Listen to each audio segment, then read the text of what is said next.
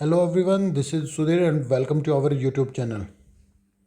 Today we discuss a princely state Hyderabad. आज हम एक प्रिंसली स्टेट है, एक रजवाड़ा है हैदराबाद, उसके बारे में डिस्कस है वो करेंगे। पिछली क्लास में हमने सरकार के नज़रिए के बारे में डिस्कस किया था, अप्रोच ऑफ गवर्नमेंट या गवर्नमेंट अप्रोच के बारे में डिस्कस किया था कि कैसे सरदार वल्लभ भाई पटेल ने उनको मिलाने के लिए स्टेप उठाए, कैसे इंडियन गवर्नमेंट ने तीन जो अप्रोचेज हैं वो लेके आई।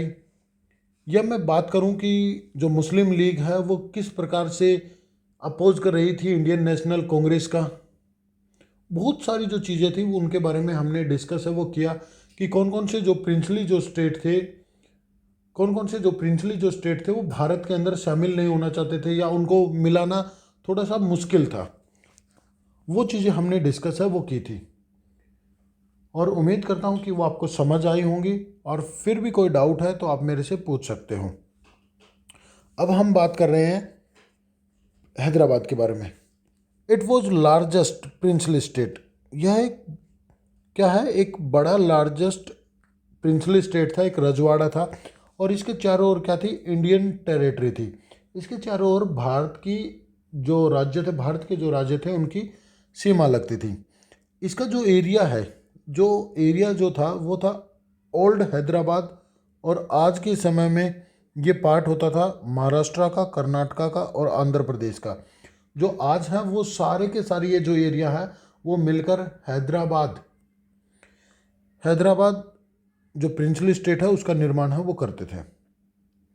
रूलर ऑफ हैदराबाद, जो हैदराबाद के जो रूलर थे उसको निजाम कहा जाता है। ठीक है ना, क्या कहा जाता है, निजाम कहा जाता है।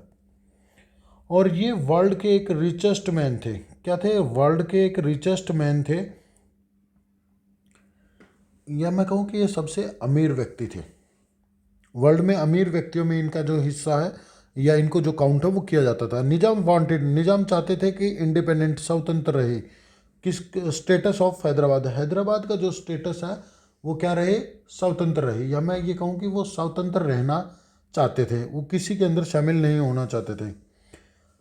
नवंबर 1947, 1947 में नवंबर में एक एग्रीमेंट हुआ, एक समझौता हुआ दोनों के बीच में, इंडियन गवर्नमेंट और निजाम के बीच में। और उस समझौते को क्या कहा जाता है, उस समझे वो जो एग्रीमेंट हुआ या वो समझौता हुआ उसको कहा जाता है stand still, stand still agreement के नाम से जाना जाता है। और ये जो समझौता है वो 1 साल तक हुआ, 1 साल के लिए हुआ। ठीक है ना, कितने साल के लिए हुआ, 1 साल के लिए हुआ। और इसी बीच जो भारतीय जो सरकार थी उसने अपनी बातचीत जारी रखी विद द निज़ाम, निज़ाम के साथ अपनी जो बातचीत है उसको जारी रखा। उसको क्या रखा, उसको जारी रखा कि भाई हम लगातार जो निज़ाम है उसके टच में हैं, बातचीत कर रहे हैं। ये जो बातचीत है वो लगातार उसके जारी रही। ड्यूरिंग दिस टाइम पीरियड, इस टाइम पीरियड के ऊपर एक मूवमेंट हुआ, इस समय के ऊपर, इस टाइम पीरियड के ऊपर एक movement start in Hyderabad. Hyderabad के अंदर एक मूवमेंट है वो स्टार्ट हुआ अगेंस्ट द निज़ाम रूल, निज़ाम के जो रूल था उसके खिलाफ। निज़ाम के रूल के खिलाफ एक मूवमेंट है वो स्टार्ट हुआ, एक आंदोलन है वो स्टार्ट हुआ। द प्लीजेंट्री या फार्मर्स, जो किसान थे कि यहाँ के इन तेलंगाना रीजन, जो तेलंगाना के जो रीजन्स के जो किसान थे, जो फार्मर्स थे, उन्होंने इस मूवमेंट को स्टार्ट किया। वो द विक्टम, वो क्या थे, विक्टम थे। विक्टम मतलब जो उस चीज़ से दुखी थे। किस चीज़ से, जो निज़ाम की जो दमनकारी जो नीति थी या निज़ाम की जो पॉलिसीज थी उससे। ठीक है ना, जो दमनकारी उसका जो शासन था उससे जो तेलंगाना के जो किसान थे वो काफ़ी ज़्यादा दुखी थे।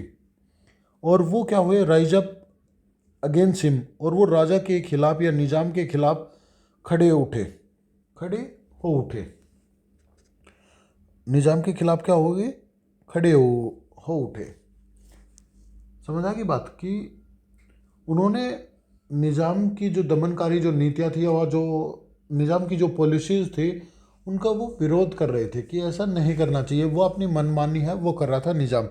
और इसी समय में जो वुमेन की जो कंडीशन थी वो भी काफ़ी ज़्यादा ख़राब थी, वर्स्ट थी, ठीक है ना। और जो महिलाएं थी उन्होंने भी ज्वाइन किया। Women also join the movement in large number. जो महिलाएं थी वो भी निज़ाम से काफ़ी ज़्यादा दुखी थी और इन महिलाओं ने भी बड़ी बढ़ चढ़कर इस मूवमेंट्स के अंदर हिस्सा लिया और राजा जो निज़ाम थे उसके खिलाफ हो गई। Hyderabad is the main centre of violence. Hyderabad क्या हो गया, मेन सेंटर बन गया किसका, वायलेंस का, या main centre of this movement. इस मूवमेंट का मेन सेंटर है वो कौन बन गया, हैदराबाद बन गया। लीड या सपोर्ट ऑफ दिस मूवमेंट। इस मूवमेंट को लीड किया या इस मूवमेंट को जो सपोर्ट किया था वो दो पार्टियां थी, एक तो थी कम्युनिस्ट पार्टी और दूसरी थी हैदराबाद कांग्रेस। इन दोनों ने इस चीज़ को क्या किया, सपोर्ट किया। इन्होंने क्या किया, इस चीज़ को सपोर्ट है वो किया और किसानों को प्रोत्साहन दिया कि भाई आप जो कर रहे हो वो ठीक कर रहे हो। जैसे ही ये लगा कि निज़ाम को ये जो स्थिति है वो आउट ऑफ कंट्रोल होती जा रही है, तो उसने अपनी जो सेना थी उसको क्या किया, उसको उतार दिया, उसको रोड के ऊपर उतार दिया। और जो सेना थी उसने ये नहीं देखा कि ये किसान हैं या बेकसूर लोग हैं, उनके ऊपर गोलियां चलानी स्टार्ट कर दी और बड़ी संख्या में लोगों को मारा और महिलाओं के साथ रेप किया और लूटपाट है वो की बड़ी मात्रा में, ठीक है ना। और जो इसकी जो सेना होती थी, निज़ाम की जो सेना थी, paramilitary of Nizam, paramilitary of Nizam known has Razakar, उसको रजाकार बोला जाता है। और इसने बड़ी संख्या में हत्याएं की, महिलाओं के साथ रेप किए और बड़ी मात्रा में लूटपाट है वो की।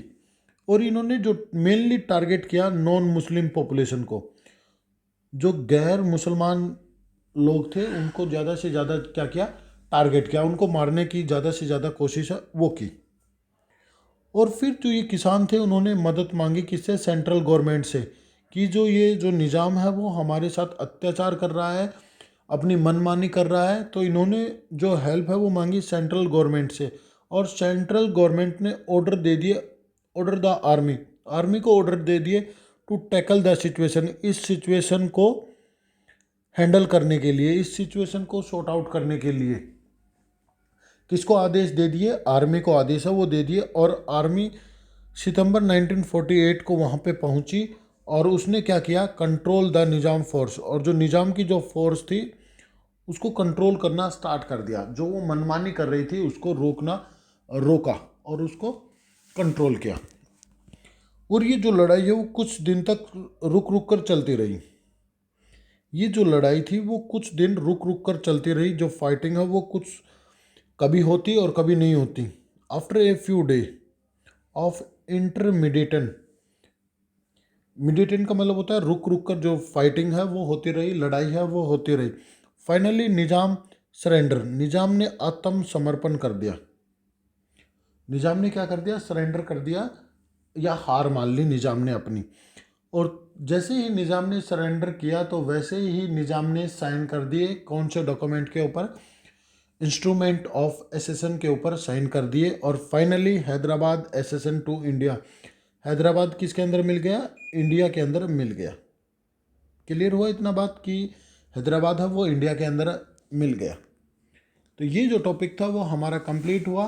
कल हम जो डिस्कस करेंगे, जो डेमो रहेगा हमारा, वो रहेगा मणिपुर के बारे में, कि जो मणिपुर है उसके बारे में डिस्कस है वो करेंगे आप लोगों के साथ। उम्मीद करता हूँ कि ये आपको समझ आया होगा। फिर भी कोई डाउट है तो आप मुझे कमेंट करके पूछ सकते हो कि ये बैच कैसे लेना है। तो आप हमारी जो डेमो क्लास 1 है उसको जाकर देख सकते हो। उम्मीद करता हूँ कि आपको समझ आया होगा।